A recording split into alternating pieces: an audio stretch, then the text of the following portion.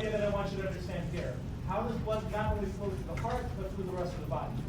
There are tons of paths, tons of circuits that blood takes. The systemic circulation is made up of several circulatory pathways. It's not just one. There's only one pulmonary circuit.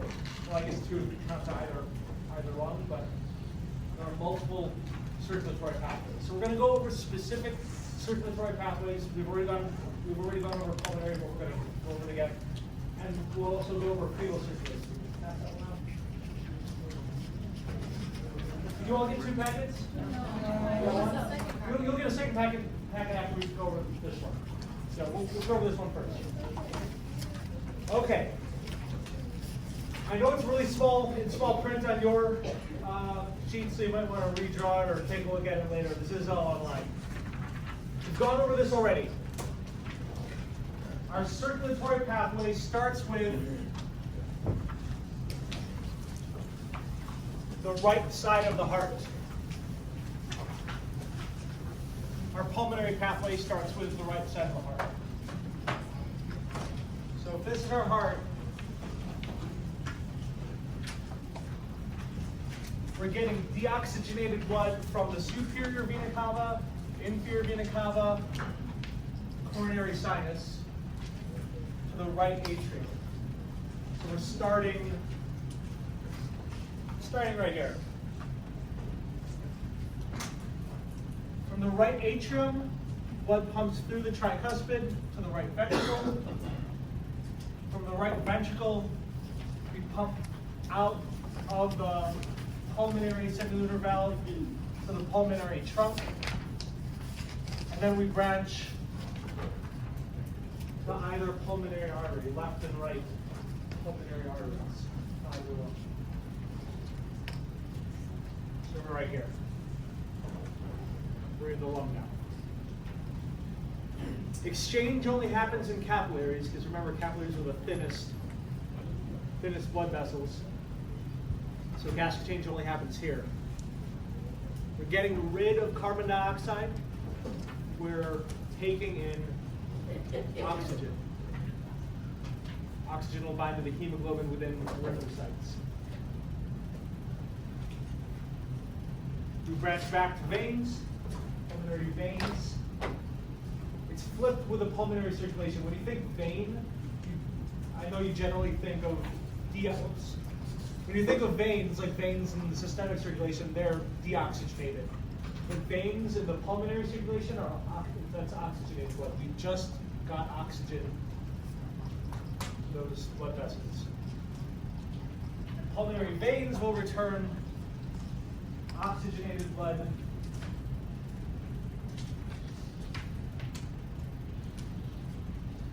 to the left atrium.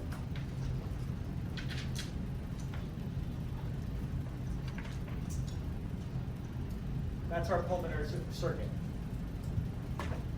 Started in the heart, right atrium, right ventricle, pulmonary trunk, pulmonary arteries, pulmonary capillaries, pulmonary veins, left atrium, the heart. That's the pulmonary circuit. Well, just this arc here. Starting in the heart, ending in the heart. It's a different part of the heart, but still starting and ending in the heart. So here's a more realistic, well, kind of realistic. Right atrium, right ventricle, pulmonary trunk, pulmonary artery, pulmonary capillaries, pulmonary vein, left atrium, from either side. And remember, there are 2 pulmonary veins on either side.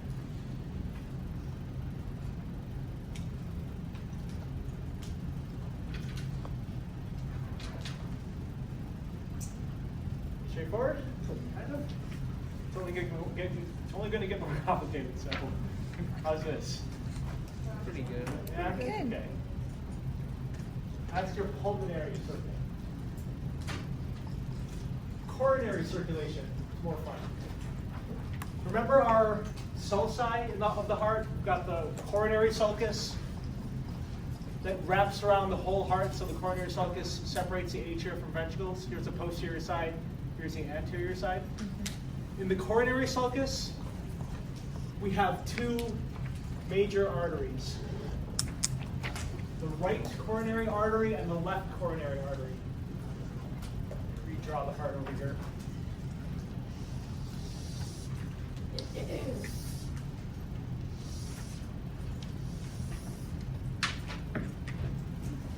Okay.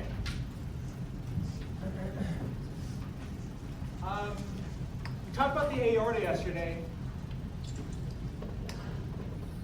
And we saw how the aorta had those three branches. Let's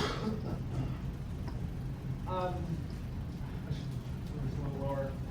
Let's try here. Yesterday we saw how the aorta had three branches. Does anyone remember the names of the three of them? They came off of this arch. This is the brachiocephalic artery. This is going to the head and arms. This one? For left common carotid. Left common carotid artery. And then this one? Left subclavian. One way you can remember this, I forgot to mention it yesterday, or the other day, I can't remember. To remember this, here we have the aortic arch. Remember your ABCs. Aorta, brachiocephalic, left common carotid, and then subclavian. ABCs. Aorta, brachiocephalic, left common carotid, left subclavian. Okay. My point is, those are major arteries coming out of the aortic arch. But even before this, even before the aortic arch, you have two more blood vessels branching off of the base of the aorta. Those are the coronary arteries. You have the right coronary artery and the left coronary artery. Oops, I did it wrong. Left coronary artery, right coronary artery.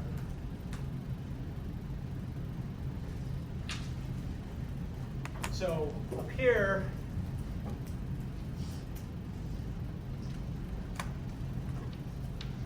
you've got these arteries that branch off of the aorta and go into the coronary sulcus. Left coronary artery, right coronary artery. Up here, here's the aorta. You can see the brachiocephalic, left common carotid, left subclavian. At the very base of the aorta, you can see the coronary arteries. Left coronary artery, right coronary artery, going in that coronary sulcus.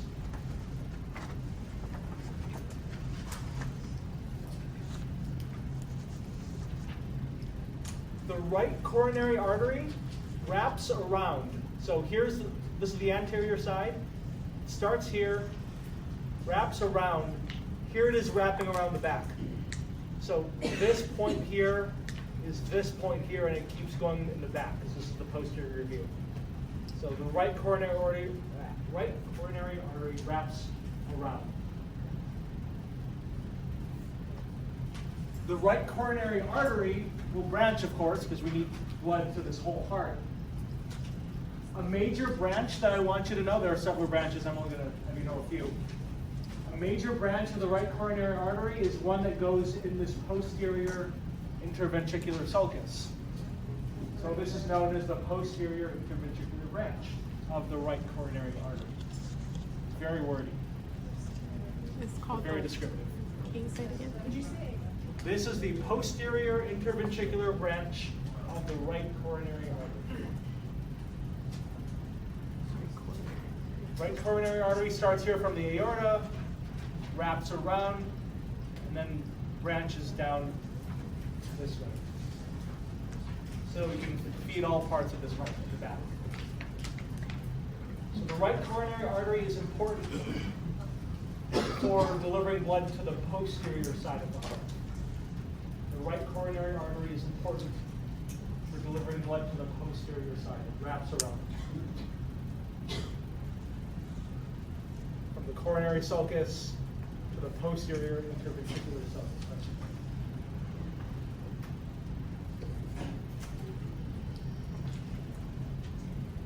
That's the right side. On the left side, the left coronary artery, there are two major branches of it that I want you to know. So there's only one major branch of the right coronary artery that I want you to know. There are two major branches of the left coronary artery that I want you to know. So the left coronary artery, the branch that continues in the coronary sulcus, that's called the circumflex branch. The branch that continues in the coronary sulcus and wraps around the back, that's called the circumflex. Left coronary artery, as it continues around, that's circumflex. So that'd be right here. But we have a branch that comes down this way in that sulcus. The one that goes in the sulcus is the anterior interventricular branch of the left coronary artery.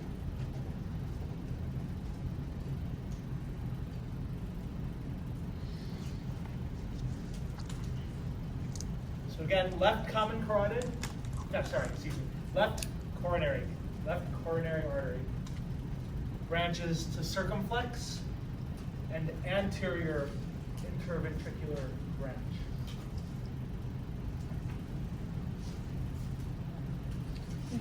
Do those wrap around as well?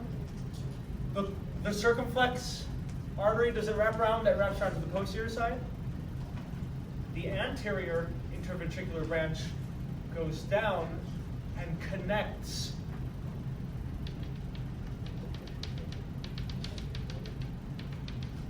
with the posterior interventricular branch. So this is behind the heart.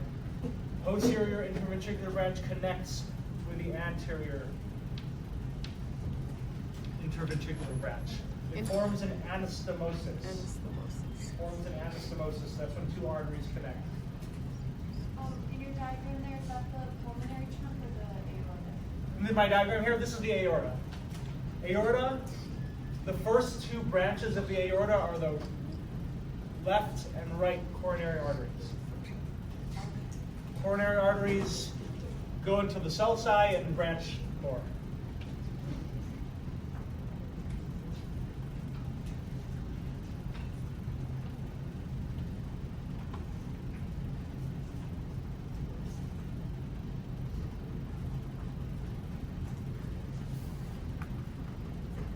Use the sulci to help you recognize which blood vessel we're discussing.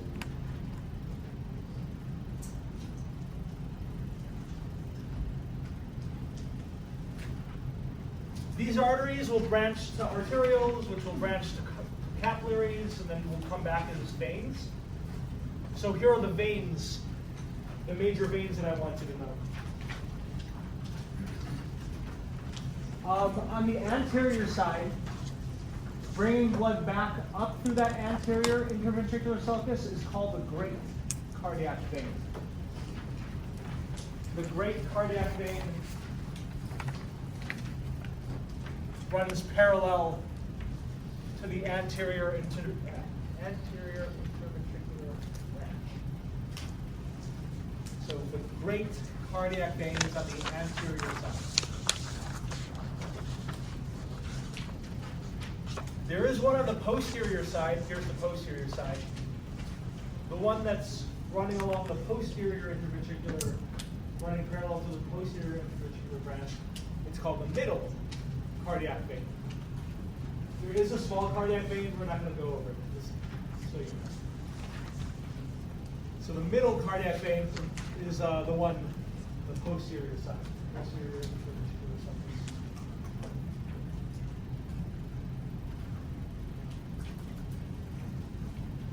So the major vein on the anterior side, great cardiac vein, posterior side, middle cardiac vein.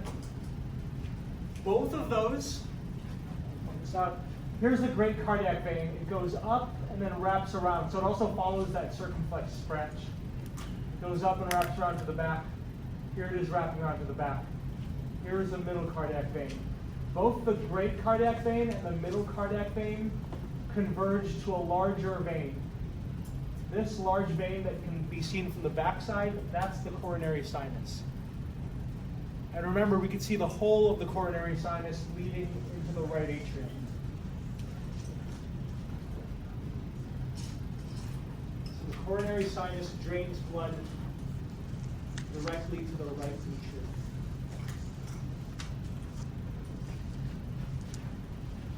That's how we return blood back to the heart. Yes. You said the great cardiac vein follows what? What does a great cardiac vein follow? It starts here at the apex, goes in this anterior interventricular sulcus, and then also follows the coronary sulcus and wraps around to the back and converges with this coronary sinus. Yes? So these veins are the veins and arteries that's directly feeding the heart itself? Yeah. Why do we, that was a good point. What are these blood vessels for? These blood vessels are to feed the heart. We need to deliver blood to the cells of the heart. When blood is going through the atria and ventricles, it's just delivery. It's not for exchange. You need capillaries for exchange, and chambers don't do that. These blood vessels deliver blood to the heart and get rid of waste away from the heart. So yeah, that's right.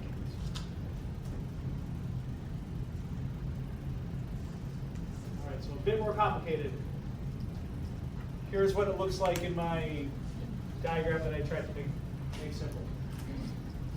All right, so what I said was, when you pump blood out of the heart, left atrium to left ventricle to aorta, the aorta can go to a million different places.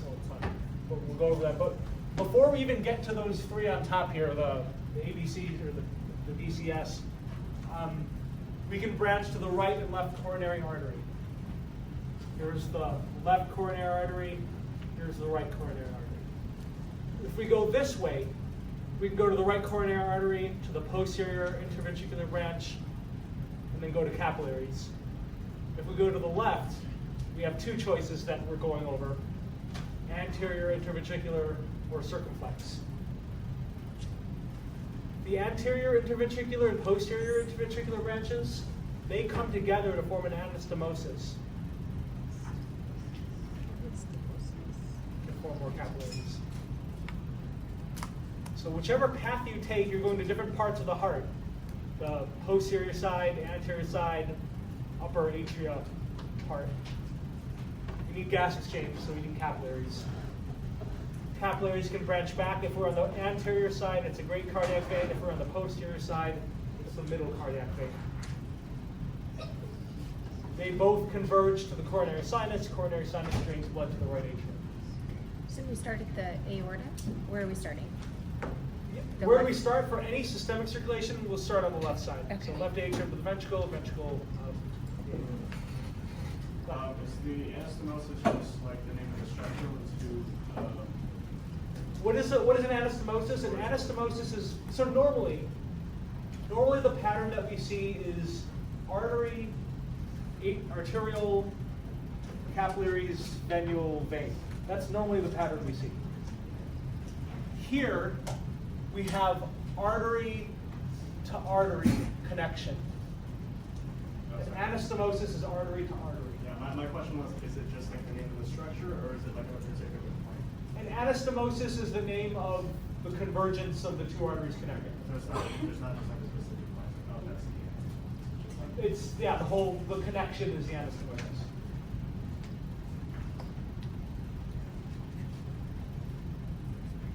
So in your diagram up there, which vein is being drawn? In my diagram up here, because it's easier to draw on the anterior side, which is what I've done, this is the great cardiac vein. On the other side, the posterior side is the middle. Okay. Cardiac vein. And the great cardiac vein is to the left? Great cardiac vein, where does it go? It goes up and then around the left side. around to the back. So here it is in the posterior side connecting with the coronary sinus. So does it start from the apex? Yeah, the great cardiac vein starts at the apex, goes towards the base, wraps around through the coronary sulcus, coronary sinus. How was that? In the middle, It's gonna get more fun, sorry. the middle cardiac vein, that one starts on the posterior apex? Yeah, Okay. middle cardiac vein starts on the posterior side from the apex up to the base, connecting with the coronary sinus.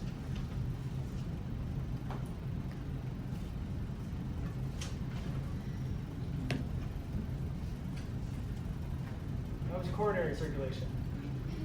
Here is digestive / hepatic circulation. In this circulatory pathway, we're sending blood from the heart. It's systemic. We're sending blood from the heart to the digestive organs and then back to the heart. So that's the circuit.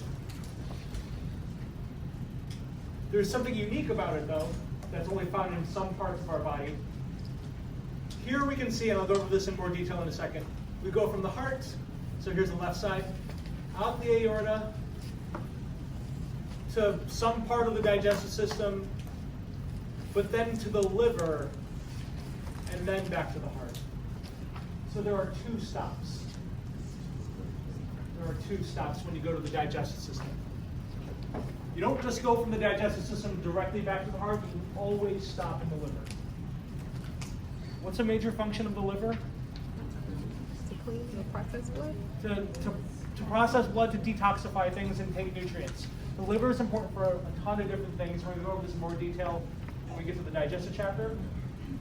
But when we absorb things in our intestines, for instance, we don't want to just immediately send those nutrients to the rest of our body. We need to screen it. When we consume things, we're exposing ourselves to toxins, to bacteria, to pathogens. We want to make sure that what we're delivering to the rest of our body has been screened. This is our TSA. The liver is our TSA of our body. We want to make sure what we brought into our body is not hazardous to us. And if we have extra nutrients, the liver can process that too. So let me go over that again. Left side of the heart, out the aorta. We can go to mesenteric arteries. The word mesentery, we've gone over that word before. Does anyone remember what mesentery is? It's a membrane type of thing, yeah. What kind of membrane is it?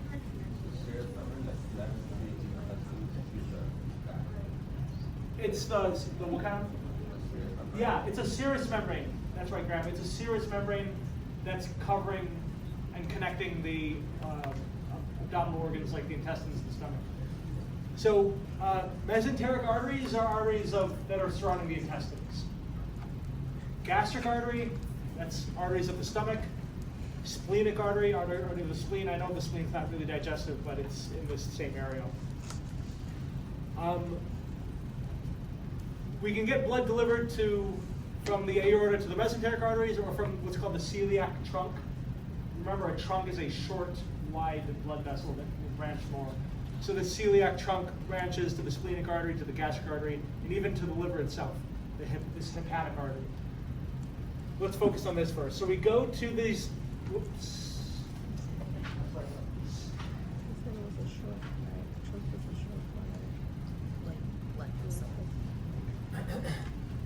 We branch to these arteries, any one of them. We get to these capillaries. What's unique about these capillaries in the digestive system? What kind of capillaries are they? Not sinusoid. Sinusoid would mean that they have really large openings that can let cells through. We don't want to let cells through. Are they epithelial? Fenestrated. Fenestrated. These are fenestrated capillaries. We want to absorb nutrients, but not cells. So fenestrated capillaries, special capillaries here, so we can absorb nutrients. But we might absorb other things like pathogens, so we want to make sure we we screen this. What's unique about this, because we have 2 stops, remember I said our normal path is artery, capillary, vein? This is artery, capillary, vein, capillary, vein, back to the heart. There are 2 sets of capillaries. So let me make a rough sketch of this. Arteries, capillaries, veins, capillary, vein again. Artery, capillary, vein, capillary, vein. 2 sets of capillaries in series. You only find this in very specific places, one of them being the digestive system. Digestive/liver. The term for this is a portal system. When you have 2 capillaries in series, 2 sets of capillaries in series, that's called a portal system.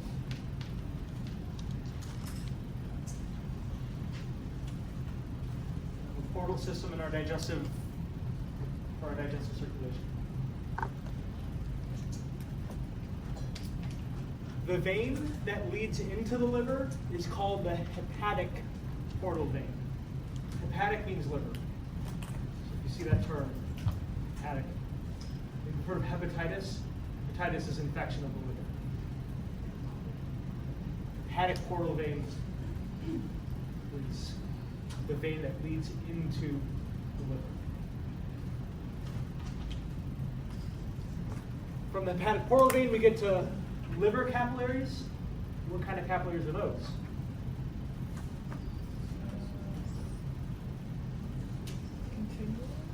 They're not continuous.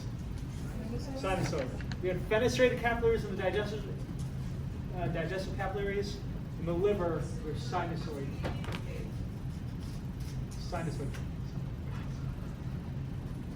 Sinusoid capillaries here. Was there a question?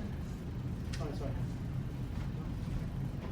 From the sinusoid capillaries, this is where exchange of nutrients happen. We're absorbing nutrients. Here, we're filtering the nutrients and filtering toxins. So that's why we have a second set of capillaries, specialized function. This was the hepatic portal vein leading into the liver. Leading out of the liver is just hepatic vein. Hepatic portal vein, sinusoid capillaries, hepatic vein. Portal vein in, vein out. Hepatic vein will branch to the inferior vena cava, inferior vena cava to the right atrium. The liver can get blood on its own, that's not through the digestive tract. There is a common hepatic artery that leads directly to the liver, but it also gets blood through this digestive pathway, this portal system.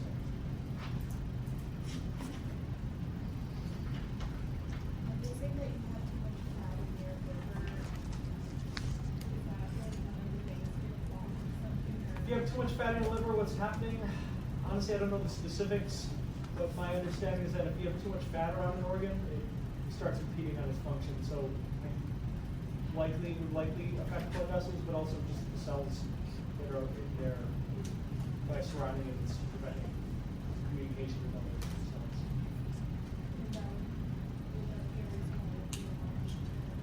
Oh yeah, why would the liver be enlarged? If it's fattier and it's getting overworked, then it's fattier, it might probably cause scar tissue. Cirrhosis, you're developing scar tissue.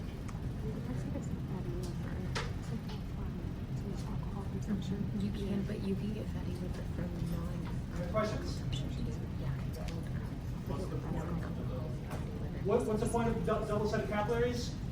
One was for absorption of nutrients, the other is for filtering of nutrients and toxins. You need that double set. Yeah. Can you explain what the mesentery is? What did you say? Mesenteric arteries, these are going to the intestines. Gastric, so the stomach, splenic arteries, the spleen. And the mesentery itself is the serous membrane that connects the intestines to the liver? The mesentery itself, well, there's several mesenteries. Okay. We'll go over them later, but they're fused serous membranes that connect liver to stomach, stomach to intestines, Okay, intestines to intestines. to the gut. Huh? The gut. Okay. Okay.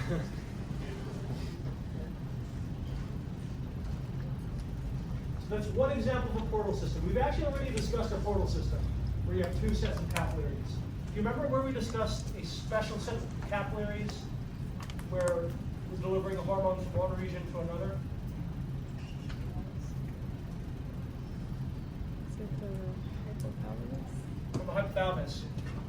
From the hypothalamus. If this is the hypothalamus, artery to the hypothalamus, capillaries to the anterior pituitary, and then arteries again, and then you're going to have capillaries elsewhere in the body. The term for that was the hypophyseal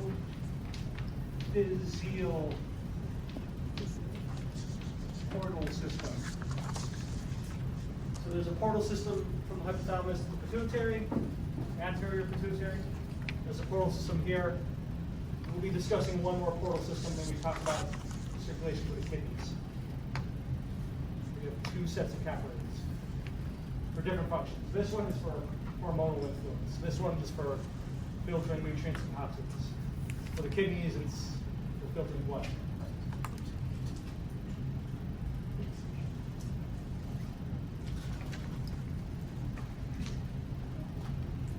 All right. This one's really complicated. Oh my God.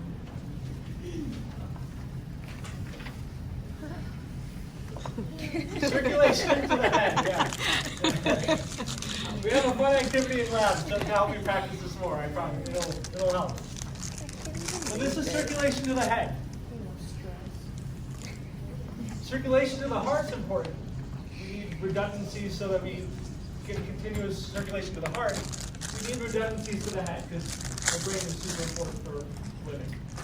There's a lot going on here. So let me try to simplify this drawing. I'll redraw it really.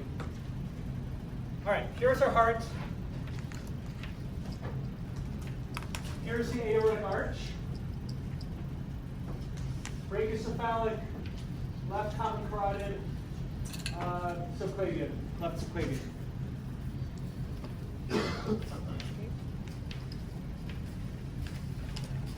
on my diagram, that is right here. From the aorta to the brachiocephalic, left common carotid, left subclavian. Those are the three poking up out of the aorta. There are several arteries, because the brain is important and the head in general. There's several arteries that lead to the head. The ones that I want you to know: the subclavians, both the left and the right subclavians.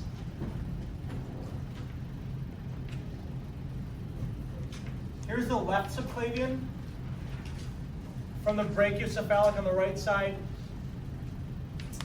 This is the right subclavian. Brachiocephalic artery branches to the right subclavian.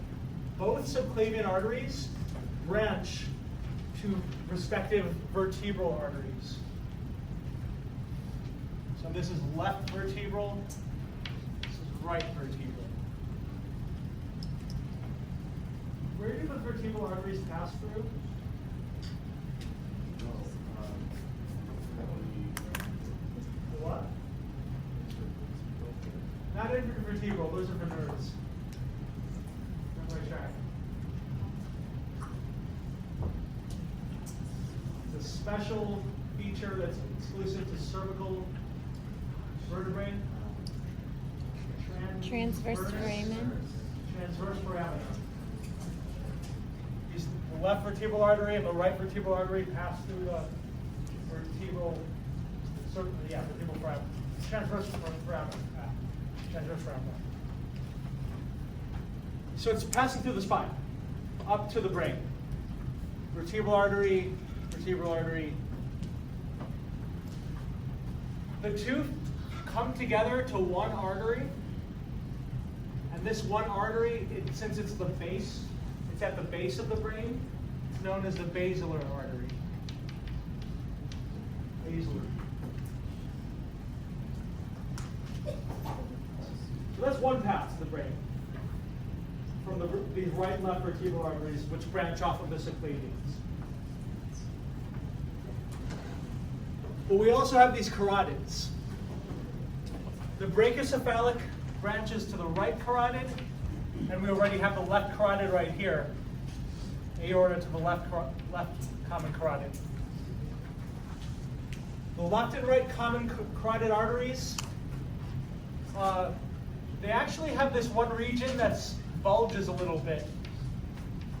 And remember, our term for any larger space is a sinus. So here's a sinus that is not a vein, it's an artery, or the continuation of the artery. Right carotid sinus and left carotid sinus. Those of you who had pathways involving blood pressure or vagus nerve, do you remember this?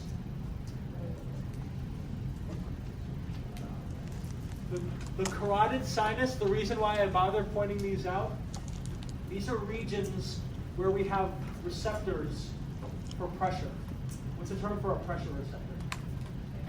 Pistonian cord. Not for somatic sensation, for internal visceral pressure. What's a prefix for baroreceptors? There are baroreceptors in these carotid sinuses. It's really important. Or why would we have baroreceptors in these blood vessels, in these specific blood vessels? Why do we care about monitoring blood pressure here? Where's this blood going? To the brain. We want to ensure there's enough blood pressure for the brain, and we have to counteract gravity most of the time. We're mostly upright. So in these carotid sinuses, we have baroreceptors. That information will get sent to which brain region?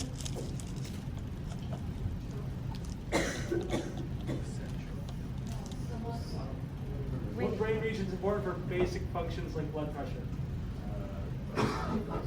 Cerebral cortex. Even more basic. Oh, That's the for medulla. coordination. Medulla, yeah. This information gets sent to the medulla. Through what nerve? Vagus. Vagus nerve. Right.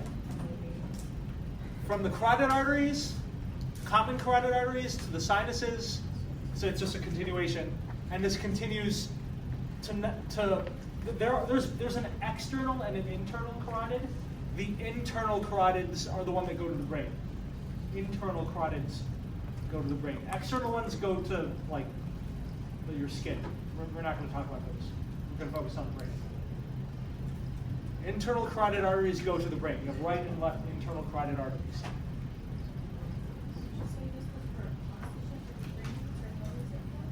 Sorry? The brain needs oxygen, needs blood supply in general. It needs oxygen, needs nutrients, so we want to ensure that we have constant blood supply to the brain. Was that what did you say that's the blood pressure to the brain? He says for that. Okay, I'll come back to these in a second. Baroreceptor. But let me draw this over here now.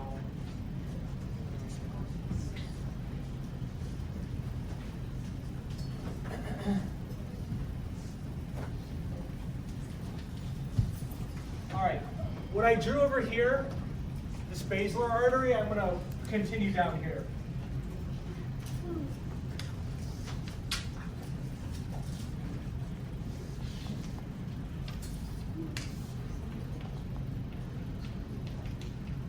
So here's the basilar artery. The vertebral arteries converge from the basilar artery. Here's a picture of the underside of the brain. The inferior view of the brain. Here you can see the right vertebral, here's the left vertebral. This thick one in the middle, that's a basilar artery. This is the medulla right here. Here's the pituitary, this area right here. So it's in between that region, between the brain stem and the pituitary, basilar artery.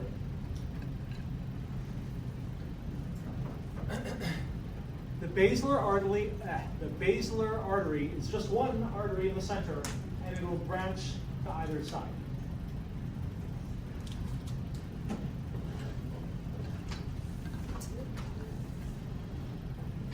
Those branches are called the posterior cerebral arteries. So this would be the left posterior cerebral artery, and here's the right posterior cerebral artery. Asha? Yeah, the basilar artery, over here is the brainstem. Over here is the pituitary.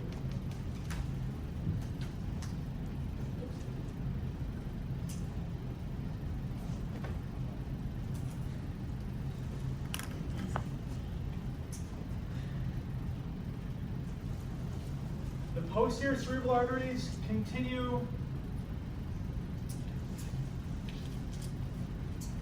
They actually branch off to the sides, but we're not going to go over that. They continue, and this small branch is called the posterior communicating artery. So we have the left posterior communicating, the right posterior communicating. Yes. Are these extensions from the basocephalic trunk? Are these extensions from the brachiocephalic? Brachio, yeah, sorry. Indirectly. Brachiocephalic, well, let's follow this path. Brachiocephalic, right subclavian, right vertebral, basilar, right posterior cerebral, right posterior communicating. So yes.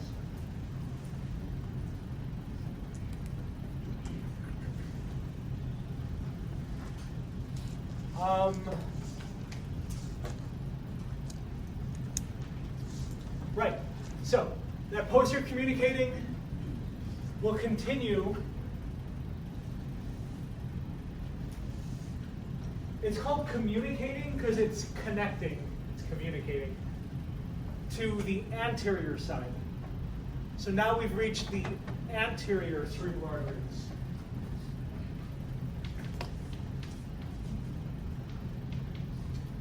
Here we have the right anterior cerebral, here we have the left anterior cerebral.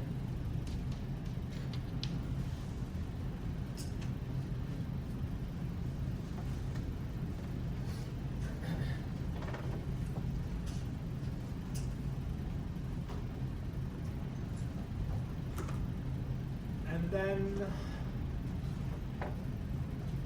these two arteries connect together. The connection is the anterior communicating.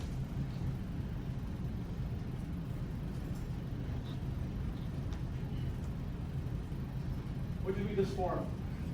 Loop. The circle of Willis, what's an example of? An anastomosis. We formed an anastomosis. This circle is an anastomosis. There's a term for it. It's known as the circle of Willis. It's a very identifiable feature on the underside of the brain, circle of Willis. Delivering blood to the brain is really important because we want to, make sure it's working all the time, and having an anastomosis here is vital.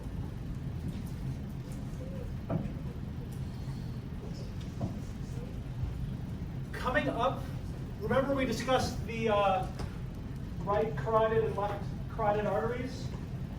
We came up through the internal side. Let me draw this in a different color.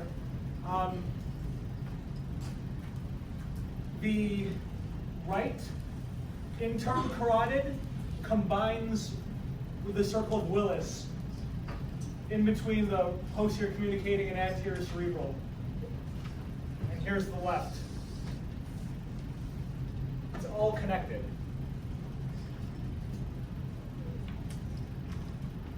It feeds into the circle of Willis. Here's the left, right. Here's a right internal carotid, and here's the left internal carotid.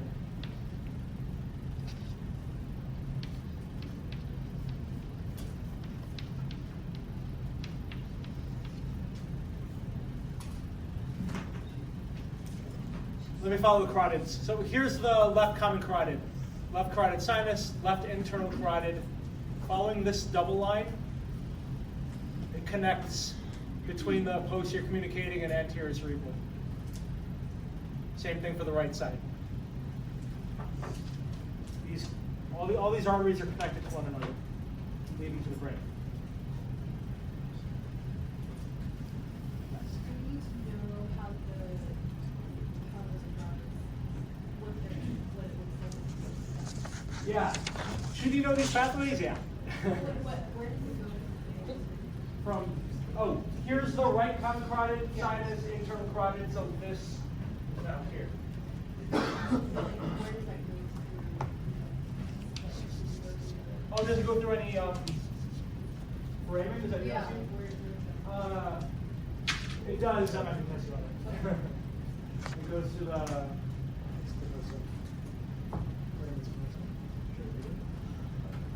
Jugulars for the vein. Jugulars for the vein. We'll get to that.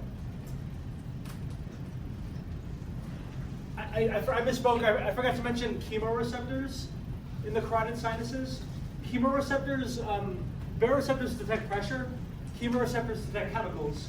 What important chemicals would you want to detect in your blood to regulate your breathing? Oxygen. Oxygen, CO2. Can I think of the third one? Nitrogen? Not nitrogen.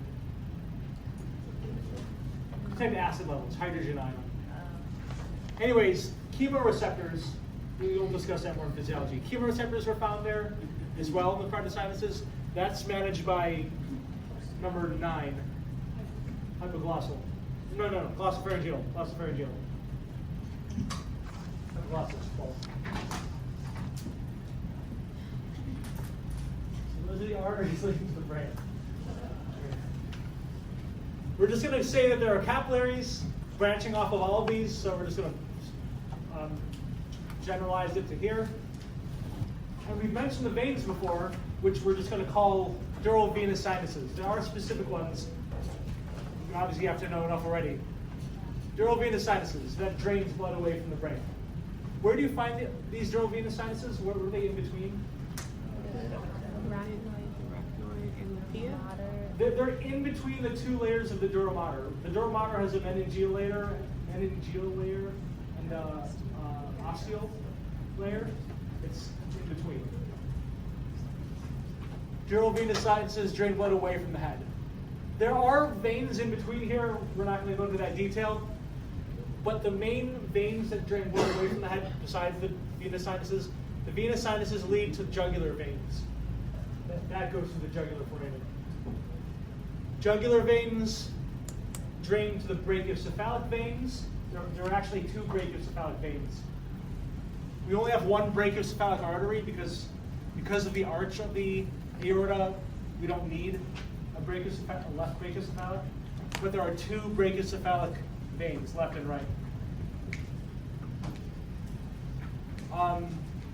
And then that will drain to the superior vena cava. Blood from the head and arms drain to the superior vena cava. So there's your full circuit for the head. You will get practice with this in lab. Yeah. Can you turn the light on for a second? Because I can't see what the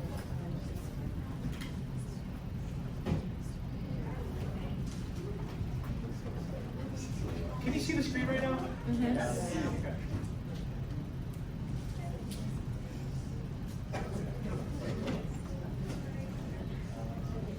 Yes.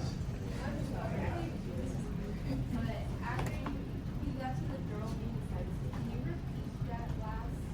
Yeah, so dural venous sinuses, that's draining blood away from the head. So we've already exchanged nutrients. Dural venous sinus will drain to the internal jugular veins. Internal jugular veins drain to the brachiocephalic veins on either side. Brachiocephalic veins drain the superior vena cava. There are other pathways here to drain blood away. I'll let you look at that later. That's the main one.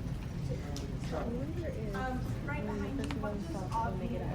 They usually try to get Right vertebral, left vertebral arteries. trying to figure out what's in there. I think I should get it from the room, but I noticed they try to go from the right one.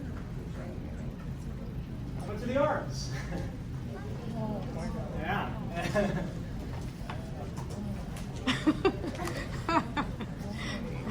The thigh.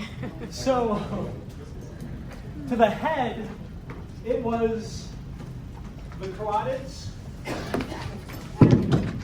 subclavian to the vertebrals. But the subclavians can continue to the arms. So, here's the left ventricle, aorta, right subclavian, left subclavian. The subclavian can go to the head, to the vertebral arteries, but we're not going to pay attention to that for now. Right and left subclavians will continue on to the axillary arteries.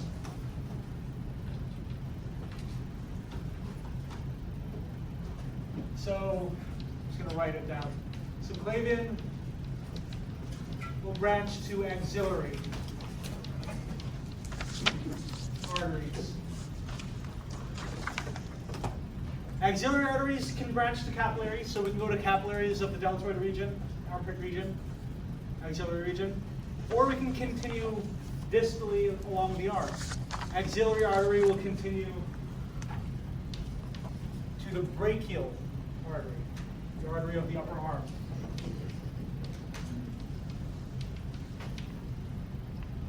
From the brachial artery, that will branch.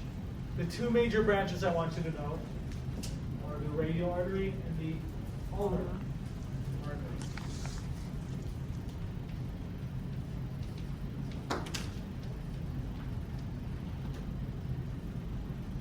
Here's another anastomosis. These two arteries do connect. It's a hand. The radial and ulnar arteries do connect. We form an anastomosis.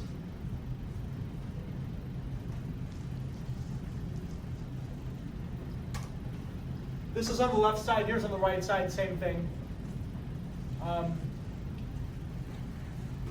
Coming back, there are some unique veins. When I say unique, I mean they have a different name than the arteries do. You do have radial and ulnar veins, which branch to brachial veins, which branch to axillary veins, which branch to subclavian veins, back to the brachiocephalic. That does parallel the arteries. But there are other veins here that are different. They're named differently. They are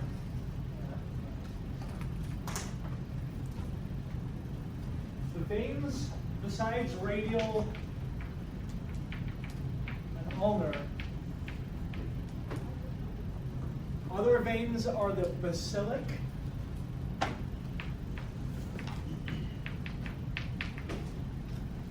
the median cubital,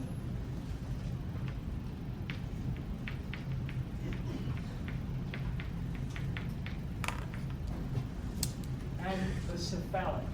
I know cephalic means head, but it's in your arm. Yeah.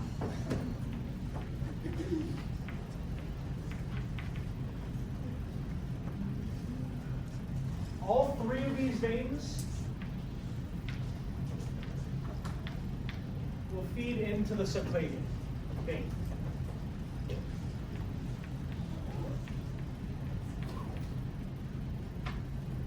And they're all connected to each other. So blood can lead into the basilic or cephalic. It can go to the median cubital, back and forth if needed, and all of them lead out to the subclavian.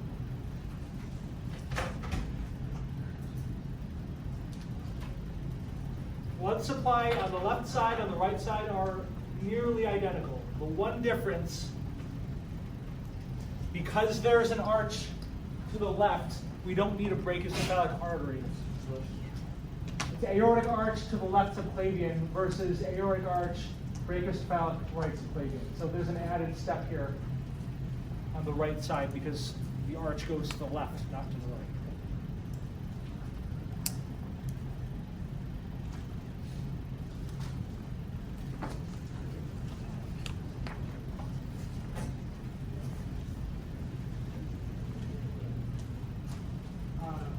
hand up? Did you say that was on the left side you have the break? The right side, to the right side, you have the brachiocephalic artery. Both left and right veins have brachiocephalic veins. There's only one brachiocephalic artery, but there are two brachiocephalic veins.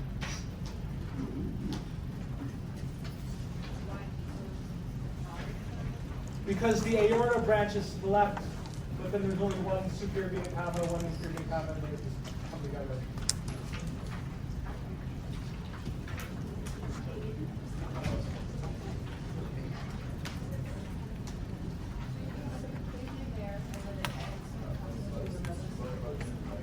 This is a subclavian artery leading out to the head.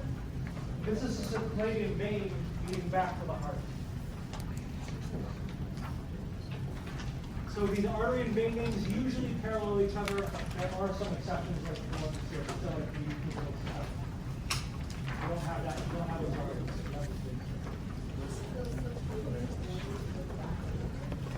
Subclavian vein goes back to the heart. Subclavian artery goes away. Did you say that the pathway for the left and right arm is the same except for the step of the brachiocephalic artery on the right? The pathway for left and right, two left and right arms are the same except for this added step. You go from the artery to the brachiocephalic artery to the right subclavian. You don't need a brachiocephalic for the left side. The left side. It's already branching. To the left. Already branching. Asha. Yes, that's the definition of the artery. Artery goes away from the heart, veins come back to the heart. It's not about oxygenation, this is pulmonary split. It's about where blood is flowing.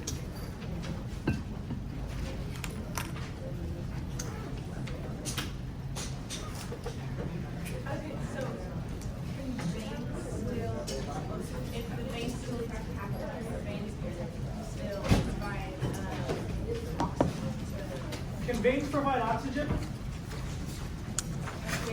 Veins provide oxygen and blood to the heart, pulmonary veins, but veins will never, there's never a situation where a vein will branch to capillaries and provide oxygen. That's only